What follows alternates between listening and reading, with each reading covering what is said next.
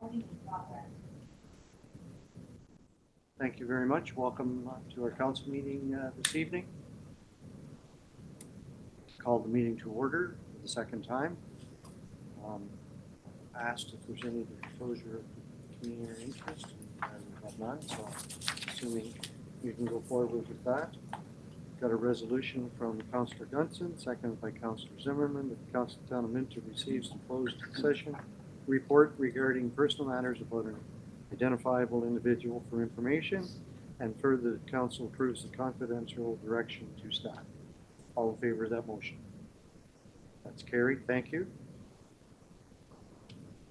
We have moved by Councillor Botnovich, seconded by Deputy Mayor Anderson, that the minutes of the Council, Town of Minto, January 9th, 2024, closed session minutes, meetings, and January 9th, 2024, regular council meeting be approved. All in favor of that motion? That's carried.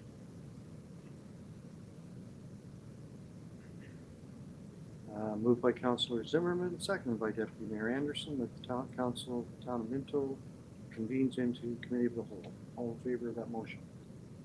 That's carried. Thank you. We have no public meetings this evening. We have no delegation. We have question periods. Seeing none, we will move into correspondence. I have a motion by Deputy Mayor Anderson, second by Councillor Dirksen. Council received the correspondence as information. Two items we have on our correspondence: the request for support for the Clifford Outdoor Life Show and road safety from the Town of Minto. Go ahead, Councillor Zimmerman. I would make a request that we support the request for support for the group up in Clifford as council. Okay, can I have a seconder for that? Thank you, Deputy Mayor Anderson. So we'll pull that out. We'll have a discussion and discuss it next meeting. Or do we want to discuss it right now? Okay, perfect. So, do you want to just enlighten us a little bit as our representative to the Clifford Connects? Councillor Zimmerman? I'm trying to find that over here. It's on the screen there. Can you read that? That doesn't help me. She can make it big. Yeah, well, I Turn it can upside too. down too. Yeah, so it's Sarah McGoldrick is trying to get a grassroots movement going to bring some excitement into Clifford by hosting an outdoor show, country show,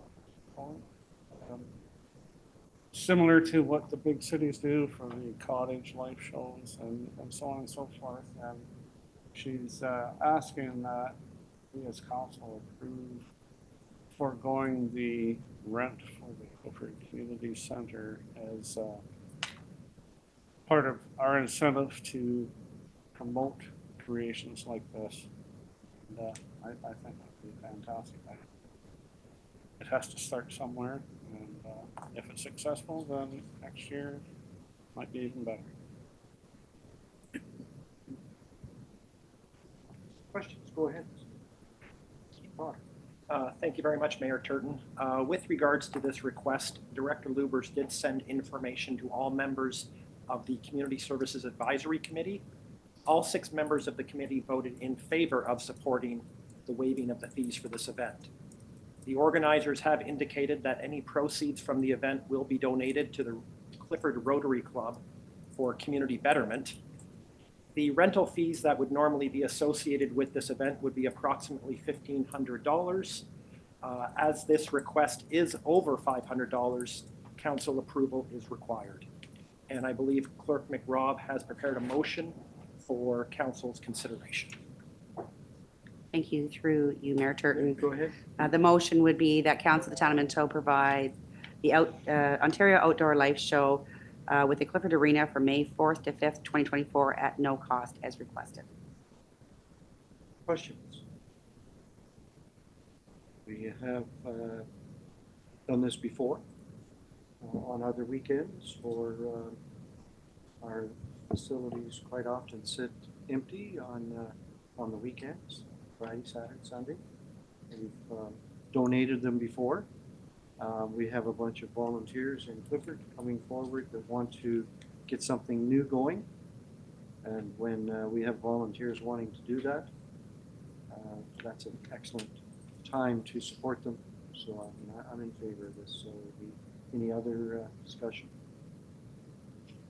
We have a mover and a seconder. Yes, correct. We have Councillor Zimmerman is moving and seconded by Deputy Mayor Anderson. All in favor of the motion? That's carried. Thank you very much. Good luck to that committee. I'm sure that Sarah and Nick will be on listening to our meeting tomorrow, and they were looking forward to the good news. So we got new people in Clifford that are stepping up. So that's a really good thing. Through you, Mayor Turton, we just need to finalize that council received the remainder of the correspondence's information. Okay, so that's the motion here. I think I've already stated that all in favor of that motion to accept the correspondence. That's carried. Thank you. Okay, so moving right along into reports.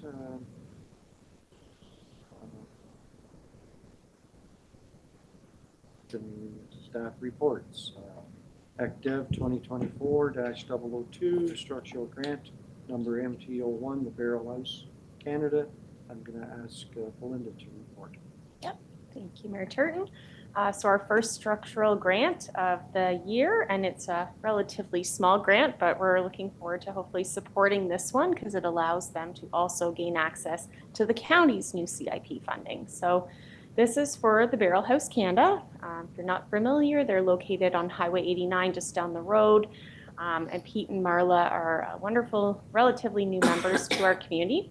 They are looking on expanding their kitchen space. So if you've ever been out there, right now it's a unit off of the main building and it's small, only Pete can fit in there. And they are looking on expanding it into the main space, tripling the size, and being able to offer additional product lines as well as some neat things with partnering with local chefs to do dining clubs.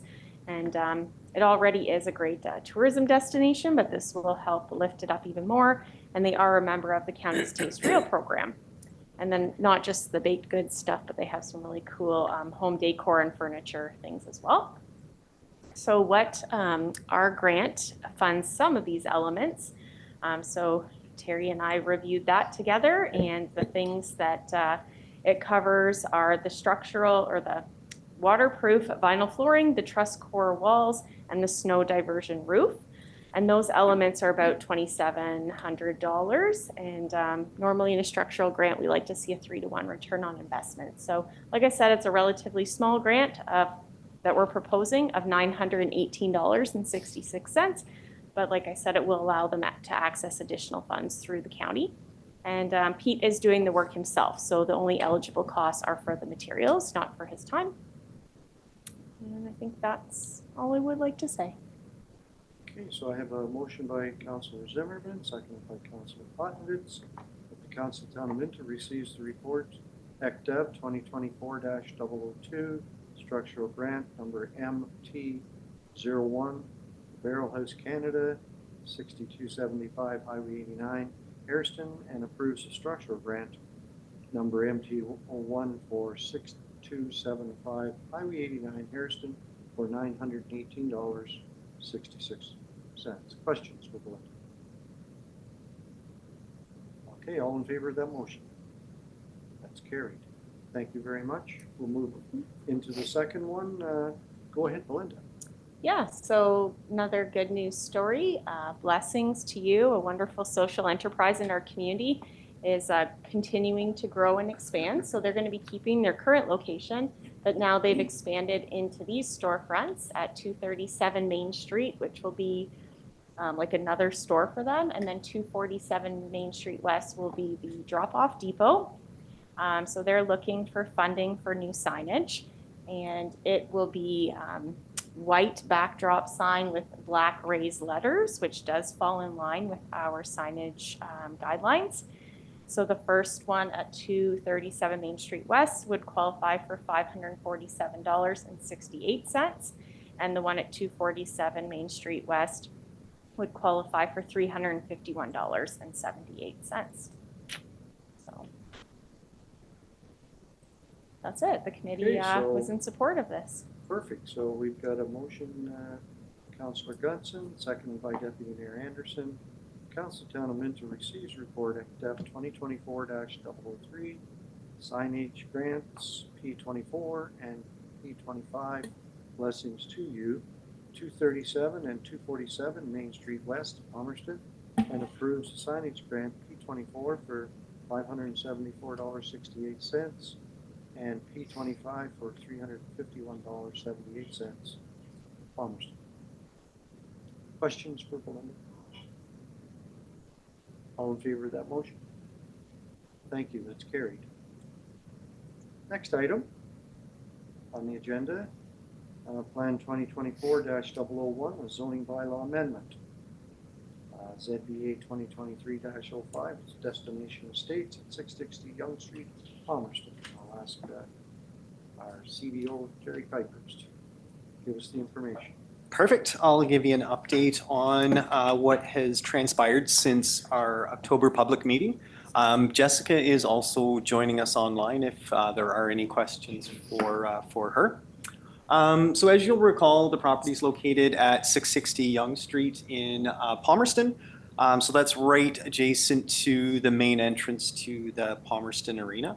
The development proposal brought forward is to construct two 3-story cluster townhouse dwellings containing 4 units each. As mentioned, and one shared entrance off of Yonge Street, so there's only one principal entrance for the 8 units. So council again will recall that it was brought forward to a public meeting on the 31st.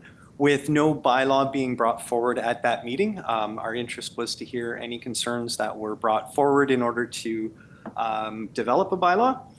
The concerns that were raised at the public meeting were parking, proposed density, interior side yard setbacks, snow storage, buffering, common amenity areas, and garbage storage. So since the public meeting, we did meet with the applicant, the owners, as well as my staff and Jessica to come up with a revised or a revision to the proposed development, which would address as many of the concerns being brought forward as possible. So one of the things that we worked with the applicant and owners to do was to provide separate visitor parking, which is on the screen there located to the rear of the property. So Yonge Street is at the top, the arena parking lot is kind of in behind. The original proposal had parking being provided in tandem, so one parking space within the garage and then one in the driveway. As we all know, people don't use garages for garages. So this was an idea to detach the visitor parking away from the principal units to allow it to be utilized better. So they could have the option of parking in their driveway or in the garage, plus the visitors do have another spot. So it's opening things up. To allow for this parking area to the rear, based on the previous submission, there wasn't sufficient room at the back to provide the parking spaces. So we have done it in the past where there's no parking area in front or along the front property line of properties. We do have allowed them to bring the building closer to the front property line than what's normal. Normally it's either 6 meters or 7.6 meters depending on the zone. In other cases, again, where there's no parking at the front, we have allowed them to go down to 4.5 meters. So just push it a little bit slightly forward. And that opened up the provision for 5 parking spaces at the rear, as well as 1 loading space. So they are proposing to provide 1 additional visitor parking space than what's required. Normally, or in this case with this type of development, it would be 4 spaces required, so they're providing an extra. The other thing that we've learned with some of these intense developments is delivery vehicles and their inability to turn around. So one of those spaces will be labeled as no parking, and it's going to be for loading only. So that's going to be the one to the bottom to the right, where it says turning and loading there. And another one of the concerns that I mentioned that was brought up was garbage storage, which was proposed at the front of the property. And it's now located at the rear, right adjacent to that turning and loading space. So with the anticipation that the company hired to remove the waste could use that space to pull these bins out of the ground and load them and remove them. So again, not having to wait for a visitor person to leave. The one thing that staff remains concerned about is the proposal for a 3-meter interior side yard setback. So on the image with its orientation, it would be the property line to the left and to the right. So the one along the entrance to the arena as well as the backside. The minimum setback currently is 6 meters and the applicants are proposing 3 meters or 10 feet. With being a 3-story building, our anticipation is that this site will predominantly be used by younger families. And we didn't feel that 10 feet was sufficient to allow for adequate play area for any children, although it is adjacent to the arena and we've got the playground closer to the ball field. So there are things in close proximity, sorry. So the other thing I just wanted to mention is that, through the negotiations that we did with the applicant, they have provided snow storage. They have provided buffering along 3 sides of the property. So in order to prevent encroachments both onto the Ag Society property as well as the adjacent house, the applicants are willing to put up a fence along majority of 3 sides of the property. One of the reasons why the bylaw that has been drafted and is put forward to you for tonight is a little bit more complicated than normal zoning bylaws.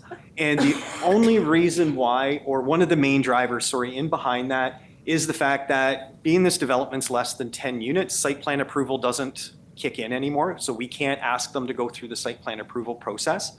So what we needed to do within the provisions of the bylaw is to nail down some of those key items that we wanted for this development. So normally in an R3 zone, there is an option of either a vegetated buffer or a fence.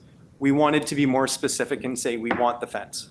So that's why it's a little bit more lengthy than a lot of the other ones that you have seen. One thing, and sorry, I apologize, it wasn't on my list of items that were raised at the public meeting, but one of them was drainage. Again, being site plan approval isn't applicable in this case, doesn't exempt them from having to do a grading, drainage, and servicing plan. That's going to kick in before we can issue a building permit. They need to develop one, we need to approve it before we can issue the permit. So that will be addressed, even though that is definitely not worded in the zoning bylaws. So that was all I wanted to mention about the changes as well as some of the contents within the draft bylaw. And I don't know if Jessica wants to fill in any items I may have missed, or if there's any questions that council or the mayor may have, I'm happy to answer those. Jessica, welcome to the council meeting tonight. Are you interested in adding anything to Terry's comments? No, he did a really great job on covering everything. I was just gonna add initially the applicants requested to go to an R2 zone, and the bylaw we put forward today is an R3 zone. We were just getting quite lengthy in requiring everything that would have been in an R3 zone, so that was just one slight change. But in the end, everything is still applicable that they were asking for before, and we've reviewed this with the applicant and the developer, and they were satisfied with that. And then again, just a little bit on the interior side yard. So typically, a street townhouse would have a 1.2 meter side yard setback. But the cluster townhouse does have a 6 meter side yard setback because it does function as a rear yard, specifically in this development. So that was just another a little bit more detail of why we were asking for the larger setbacks, because it does function as a rear yard. But other than that, I think everything else was covered. And if you have any questions, I'm here. Okay, so we have a motion by Councillor Dirksen, second by Councillor Potnovitz, that the Council of the Town of Minto receives Plan 2023-047 for ZBA 2023-3, the LeBeau and Nagorgi Destination Estates for land legally described as lots 6 and 7, southwest of Yonge Street, Grains Survey, Plan 61R-22238, Part 1 and 2, with the municipal address of 660 Yonge Street, for information and considers a bylaw in open session. Questions for Terry or Jessica? Go ahead. Sorry, through you, Mayor Turton. Can I just make a correction to that motion? It should state receives Plan 2024-001. Okay. Thank you. So do we need any approval from Dirksen Potnovitz to make that change, or are we okay just going ahead? It's an administrative change at this Okay. point. All right. Then move into question period.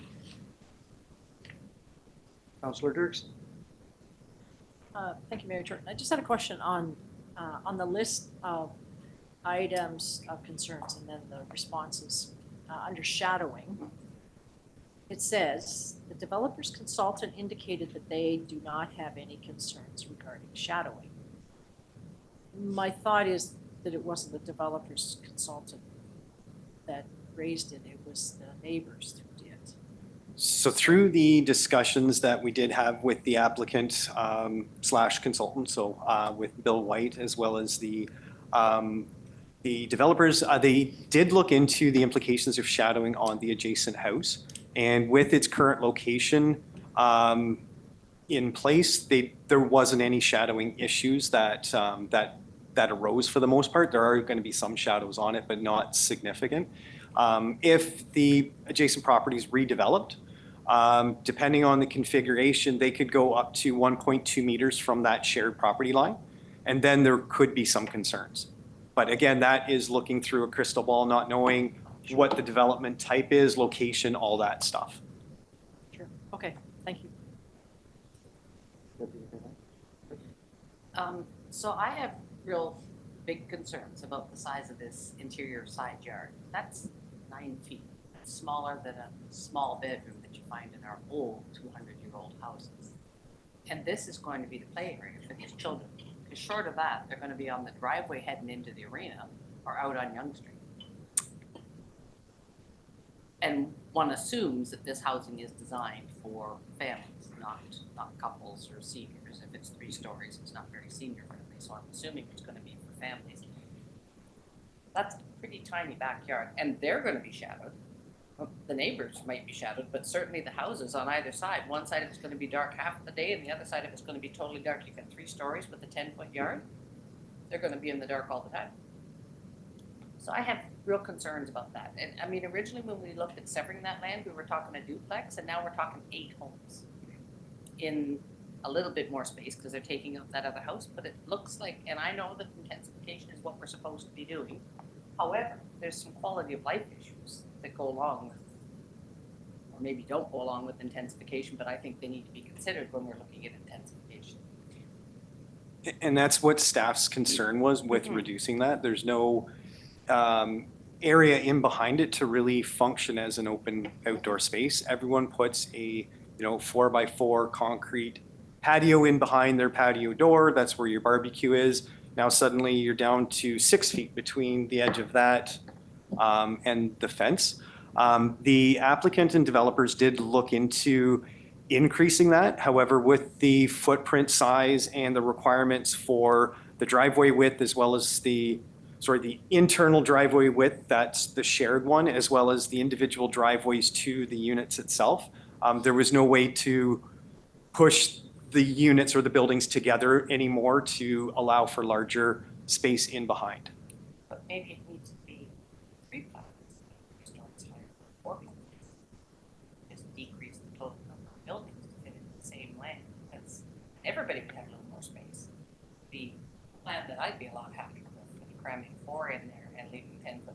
As you say, you put up that patio, now you have 6 feet, there won't be a sandbox, a swing set, a pool, like even a kiddie's pool, there's no room for anything. And then we can start talking about dogs. And it was definitely something that we had brought up with the developers and the applicant, and they were not interested in reducing numbers or changing the design of the site. No, I'm sure they're not, but we have the power to influence them in that decision. You have the option to turn down this application. If that happens, it's not that there's no development can occur on the site. The only development that could occur would revert back to the current zoning, so the straight R2, which allows for up to a 4-unit building per lot. Bad time. Anybody else? Go ahead, Councillor Bodnar. I think in the report there, I mentioned that it's full hot fence on the rear yard and that side. The sketch showed the chain link fence along the back. And that's what the revised sketch did show, as Councillor Podnuitz mentioned. But that's why we wrote it specifically in the contents of the zoning bylaw itself, that they have to do that. There's no choice. And the applicant, as well as the developers, they were okay with that. They didn't have any concerns with providing that wood fence opposed to the chain link as indicated. Just one further question I had. Was discussion about condominiumizing this as well? That is what the developers had indicated. That's what they want to do. If they build it and change their mind and they want to maintain ownership and rent them out, there still is that option too. There's nothing that the municipality can do to force someone to create a plan of condominium. Councillor Dirksen, go ahead. Thank you, Mayor Turton. I think when I look at this, I'm thinking that these are more apartment styles. And there are apartments, kids, dogs, families that live in them, and they don't have any green grass that's theirs at all. So I guess when I look at this depth of intensification, I'm really looking at this more as almost apartment buildings. And the little postage stamp of green grass that goes with each one is more than some families have. And nobody's going to buy these or rent these, whatever the case may be, with their eyes closed. Like, they will understand that that is all the room that there is. So I guess in my mind then I'm okay with it, because this is just one more housing option that people have. And if it's not a place that you want to live in, then don't go look at them, don't go buy them or rent them, or whatever the case may be. But it's more grass than lots of kids and dogs have that live in straight apartments. That's just my thought. Thank you, Councillor Dirksen. Other questions? So, Jessica, you've seen this before in other centers, in Wellington or other places. I mean, what they want to do here is intensify. They want to put as many on as they can. And so when we talk about no site plan needed, this bylaw, all the caveats that you have on here, Terry, basically it's kind of like because you went over all the concerns of the neighbors. Everything has been touched on, right from top to bottom. So, I mean, that's a good thing, that the way you've approached this. And I know that you went back and forth with the developer and the planner, and trying to discuss the issues, and I think you've done a very good job on standing pat and making them, or talking them into coming your way of thinking. So that's a good thing, especially when we don't need a site plan. I mean, everything's being touched upon here, and I think likely the biggest one is the gradage and draining. We all know that there's the water level there is fairly high in the ground. So back to my original question, Jessica, sorry for not allowing you to speak, but you've seen this before, obviously. I mean, sometimes you have to, in order to get 8 or whatever on there, some things have to either grow or decline in size. So please give us a comment.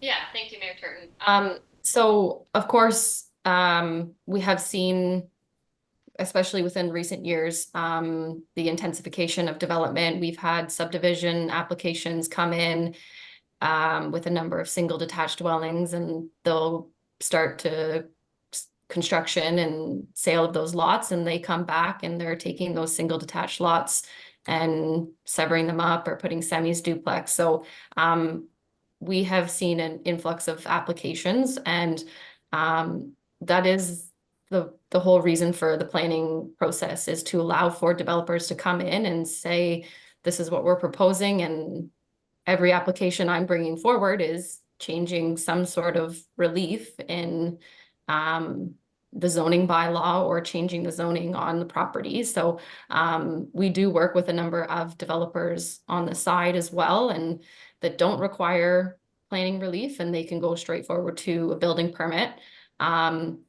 These developers would be required still to submit grading and drainage plans with their building permit applications, so that would be covered as well.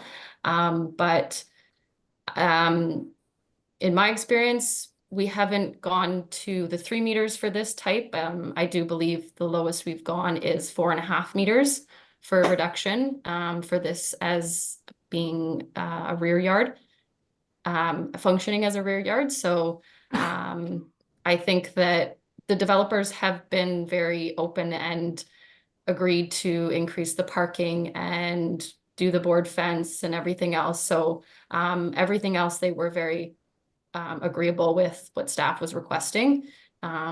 Just other than this side yard / rear yard functioning as a rear yard was just our one concern from the beginning, that they didn't want to, or really not didn't want to, but didn't have the room on the lot to change that. So I do think that we had that concern from the beginning, and we've still gone forward. That's why we still brought a bylaw tonight for council to review, because that's where the applicant wanted to go as well. But I think hopefully that answered your question.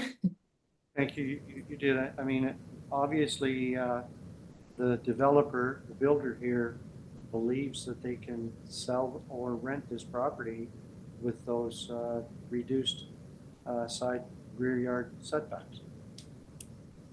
So, anything else? Go ahead. Do we have any idea what the price point's anticipated to be? I know that's a really hard thing to do without a crystal ball, but like, are these considered affordable housing? Somebody could define affordable housing? Being that affordable and attainable housing is not defined currently, we don't know across the board what that means. I have not heard a price point for the unit, so I couldn't even give you a ballpark. You know, like, it's one thing if we make these accommodations because we're making housing attainable for people who otherwise can't attain housing. Sure, then I understand we're going to cut back on things, and they're happy to do that to get some type of plan. But I don't know that that will be the case with these. I guess it depends on the market and a whole bunch of other factors that we can't predict. Okay, thank you. Other questions? Hearing none, so everybody understands the motion. I've read it. We've got a move in a seconder. I'm going to call the question. All in favor of this resolution? That's carried. Thank you. So we're going to move on to the next one. Plan 2024-002, SPC 2023-02, the Dobson Brothers Enterprises, 567 Main Street. And I'll ask our CBO, Mr. Pipers, to go on with this. Thank you, Mayor Turton. So the subject property in front of you, excuse me, has the address of 567 Main Street West. It's within the urban boundary of Palmerston. It's also known locally as the Rob Farm. We've kicked that around quite a few times. Excuse me. The subject property is approximately 75 acres in size. There is an active severance application on the books to remove the farmland to kind of the north of that green natural environment boundary. So that'll reduce the property slightly. Council may recall that a site plan application was brought forward in August of 2021 for the development on this same site. There was a public meeting at that point, and the neighbors did speak up in opposition to what the proposal was. So the proposal was to store trailers, truck boxes, sea cans, that as well as stack them. And the big concern that they had was there was no parameters in terms of how high that stacking could be. So as part of the agreement, based on council's recommendation, I did add a clause that no stacking of trailers or sea cans could be permitted. The owner didn't agree with that. It wouldn't function properly as his business, so he did not sign the agreement. So the development of the site did not move forward at that time. Since that time, we have been working with the owner quite a bit, as well as the owner has rezoned the property to a series of different zones. So there was the C232 portion up front that he was going to develop previously, so roughly a 3-acre parcel, and that was all that he was going to do. He's rezoned a larger portion, about a 14-acre portion of the property to expand the storage, stacking of sea cans, tractor trailers, tractors itself, as well as a pod-style mini storage facility.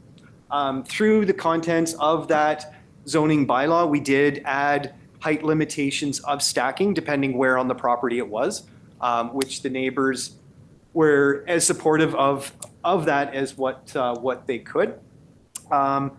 So since then, the owner has reapplied for site plan approval, which at this point really only deals with the berm that was required between the subject property and the property lines to the west, as well as the grading and drainage aspect and the landscaping across the front and adjacent to the optometrist office right beside. So the main components of this application being there's no buildings proposed on the site. It's a roughly 10-acre gravel parking area. Through the contents of the agreement itself, there are provisions in there for dust suppression, just so there's no concerns about them kicking dust around. There is, as mentioned, a 10.5-foot high berm along the westerly property lines. Stormwater management pond has been relocated from the previous application. So you may recall it was located right adjacent to the house up front, discharging into Wellington Road 123, but now it's being relocated to the very back of the property and will discharge into a municipal drain, that's back there. The application itself has been circulated around to various companies and persons for review, and generally everyone is happy with the revised proposal. So as council is aware, site plan approval is not approved by council or in front of council. I'm bringing this report forward for your information. The application itself has been approved. The only thing yet to happen is for the applicant, the mayor, and the clerk to enter into the agreement.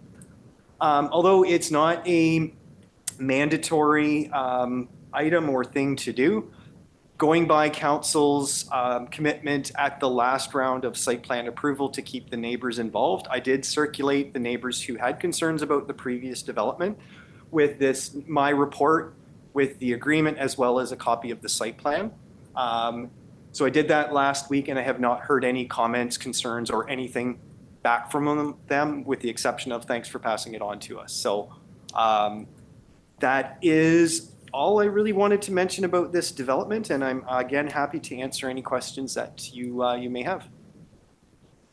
Thank you, Terry. We have a motion moved by Councillor Zimmerman, seconded by Councillor Dirksen, that the Council of Town of Minto receives report plan 2024-002 regarding SPC 2023-02 Dobson Brothers Enterprises Limited, 567 Main Street West, Palmerston, for information.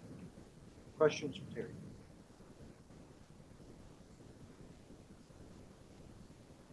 I think that's this is another one, Terry, that I know that you've spent a lot of time on, going back and forth with council staff, the Dobsons, and I mean we appreciate that. And now that you know if we pass this, our neighbors are relatively happy with what's going on, and I mean that's a good thing. Working together with the neighbors, you know, getting everybody's input, and now we're going to move ahead. Same thing, no site plan needed, but you put all these things in that could be issues, that could be concerns, and I think that's a really good thing. So thank you for doing that. Perfect. Thank you. All in favor of the motion? That's carried. Thank you very much. Records Management, CL 2024-001. Emily, please tell us about this exciting stuff. Thank you, Mayor Turton. I was going to say, it's very riveting. The records management, it's something I enjoy. Not everyone gets as excited about records management, but anyways. In 2017, we had a records management policy passed, and along with that was a bylaw as well on the records retention. So that had to be reviewed, and in doing so, in reviewing these policy and bylaw, we came up with the fact that we should also have a public information bank that is required to the Municipal Freedom of Information and Protection of Privacy Act. This is a register, it's a list of databases that include records maintained by the municipality, and as well to improve our public access of records and information, we are also providing for you a routine disclosure policy. It provides procedures for releasing certain types of records without going through an FOI request. It helps us be open and transparent with everyone, and then they know what they can find. Some are actively disseminated through our website, another are routine where you can request it and we can send it to you. We also, within our policy for records management, took into consideration best practices and as well the archiving of corporate records, which we use through the Wellington County Archives. I am willing to answer any questions you may have. Okay. Thank you, Emily. We have a motion moved by Deputy Mayor Anderson, seconded by Councilor Zimmerman. Council Town of Minto receives report CL 2024-001 regarding records management as information. Further, that the council approves the records management policy, personnel information bank, and the routine disclosure policy as written. And further, that the council considers passing the records retention bylaw in open council. Questions for Emily? Super exciting. I have a question. Did you write all this? My staff and I did not write it all myself. That I will certainly give kudos where it goes. Quinn was certainly good in helping write one of the policies. I had Stephanie help with the information bank, and I wrote the other one. So working all together as staff, we have come together with this. It's quite a document, I must say. It's super fun. Okay, that's why you're the clerk. If you say so. All in favor of the motion? That's carried. Thank you. We're moving right along here. We're on announcements. Councillor Potnovitz, would you like to start? I have nothing to add.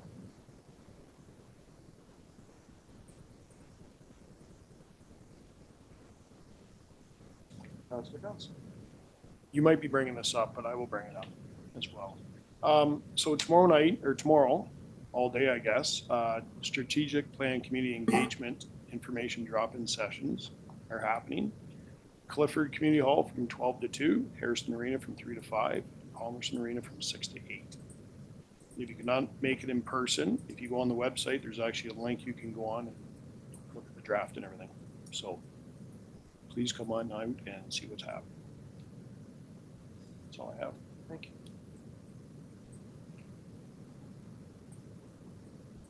Councillor Dirksen, go ahead. Thank you, Mayor Turton.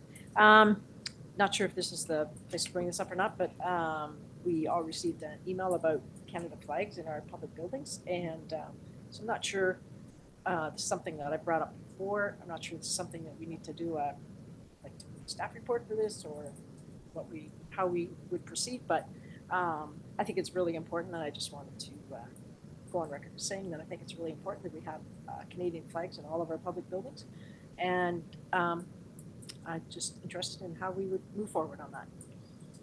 So I think the other thing that was mentioned as well is changing the picture of the Queen to the King. Well, yes, And- but I don't think we can do that until we receive those pictures, and I don't think we've received them yet, so that's why No. we still have a black ribbon on the Queen. So both of those items, we're moving forward on them. It's been brought to staff's attention, and we'll likely hear a little more later. Is there anything that you want to add? CAO Potter? Thank you very much, Mayor Turton, through you to Councillor Dirksen. In speaking with Director Lubers, it's my understanding that there are Canadian flags currently in the arenas, areas of the recreation centers in Clifford, Harriston, and Palmerston, as well as at the train station. I believe there are flag poles and corresponding flags in storage that can be pulled out and put up for rentals that do request them. Is there any reason why they can't be there all the time? Through you, Mayor Turton, to Councillor Dirksen, depending on the setup requirements of the renter, the flags may be in the way, but again, would be available for anyone who would like them. Question. So if I understand what you just said there, the flags are in storage, it could go on poles or inside the building? Through you, Mayor Turton, at the train station, they are in storage, and they are poles that would be set up inside the facility. That I believe there's a Canadian flag as well as a Province of Ontario flag. Okay. Perfect. Thank you. Okay, are we go ahead? Councillor We don't have anything. Okay. And neither do I. So I have a couple of small things. North Wellington Bowl for Big Brothers, Big Sisters, Bowl for Kids is coming up, and I believe that we're on, we've been asked, we've been attending this for years and years as a council sometimes, and businesses, and I don't see it, but I think it's February 4th, okay? Put that on here. So I'm going to, we have a couple of people signed up to go, myself and Councillor Anderson. If there's anybody else that, sorry, Dave, did you not realize you were going? You agreed. So we're trying to round up a couple more people. If anybody can and wants to go, I come think to. Councillor Gunson wants to attend. Eric Cox already has a team put in, so I'll be Perfect. rolling with them. Okay. Or I would love to attend, so Gene, if you would like to take my spot, by all means. We already had that discussion. I have to get little David can go with Big David. He can take my place. So I think the theme is Ken and Barbie this year. So Serious? certainly come dressed up, pardon? Seriously? Can't wait to see you in pink, Councillor Anderson. Shouldn't it Gene be, just changed what's her his mind. name? Who's winning all the awards? Smart guy? Yeah. So rather do anyways, that. you guys, maybe next year, I have the sheet. We'll pass it around. Anybody that's interested in putting a little money towards this very needy situation, that would be good. Very fortunate last week to go on a tour with Christian and Feldskov. We went to the Palmerston Public School and we went to the Harrison Public School and we toured around for the after school program. I think that kind of was brought forward a couple of weeks ago when we talked about some of our part-time and full-time equivalents. Mr. Feldskov seen that and he thought, well, that's a perfect time to educate some folks, and it was really interesting to go into the backyard of the school, both schools, and Christian explained to us exactly what his staff does. And I know that there's a lot of people that leave their children and go to work and come home and their kids are there and they pick them up and they really appreciate that service. So thank Christian for doing that. The other item that I'd just like to bring up was back before Christmas, we lost Mr. Floyd Metziger. He was a counselor in the town of Palmerston for many, many years. And we just, on behalf of the council, just like to send along our condolences to the family. If there's nothing else, I thought there was one other thing, but we have a motion, resolution by Councillor Potnovich, seconded by Councillor Gunson, that the committee of the whole convenes into regular council. All in favor of that motion? It's carried. Thank you. Notices of motion.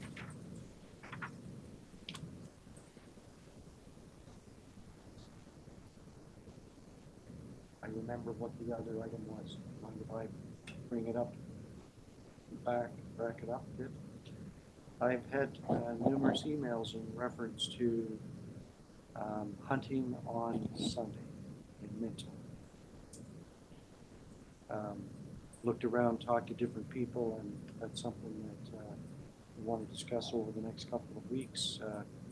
Other municipalities in our area allow it. There's quite a number of municipalities that do allow it. I just happened to be at Roma yesterday and discussed it with the Ontario Farmers Association, and can't see any reason why it doesn't happen. There's a lot of things that happen on Sunday, and so I thought I wanted to bring that forward, similar to Councillor Dirksen and the flag, because that's something that we're going to be looking at through a delegation, I believe.